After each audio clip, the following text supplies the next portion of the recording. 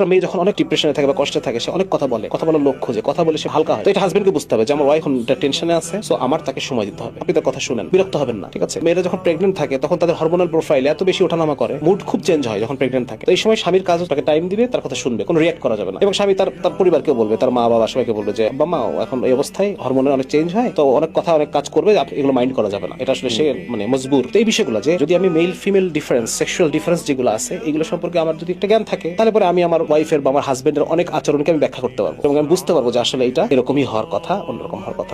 আমরা তো মনে করি কি যে সবাই সমান, আমি যেরকম আমার ওয়াইফ এমন না কেন? ওয়াইফ চিন্তা করতেছে আমি আমার মতো বানায় নিব, এরকম একটা টেন্ডেন্সি কিন্তু আমাদের বিয়ের আগে থাকে যে আমি নিজের মতো বানায় নিব। না, নিজের মতো তুমি কেন বানাবা? রাসূলুল্লাহ সাল্লাল্লাহু আলাইহি ওয়াসাল্লাম বলছেন যে নারী হচ্ছে বাঁকা হাড়ের মতো, এই বাঁকা অবস্থায় তার কাছ থেকে উপকৃত হতে হবে। আমার মতো বানানোর কিছু নাই, আমরা যে যেরকম ওইরকম অবস্থাতেই তার সাথে আমার সংসার করতে হবে, তাকে আমার মেনে নিতে হবে, তার পাশে আমার দাঁড়াইতে হবে, তার সুখে দুঃখে আমাকে ওইভাবে রিয়েক্ট করতে হবে। তো বিষয়টা এটা যে আমার আগে থেকে একটা নলেজ থাকা দরকার। একটা সময় ছিল নারী পুরুষ সম্পর্কে আমরা এত বেশি কিছু মানুষ জানতো না, কিন্তু এখন মানে আল্লাহ তাআলা মানুষের জ্ঞানকে এই পর্যায়ে নিচ্ছে। নিউরো সায়েন্সের বর্তমান গবেষণাগুলো সব বলতেছে যে নারী এবং পুরুষের ব্রেনের মধ্যে এত বেশি পরিমাণ ডিফারেন্স, এবং যে এত ডিফারেন্স আমরা জাস্ট মানুষ হিসেবে আমরা একই প্রজাতির অন্তর্ভুক্ত, আদারওয়াইজ আমাদের সবকিছু ডিফারেন্ট।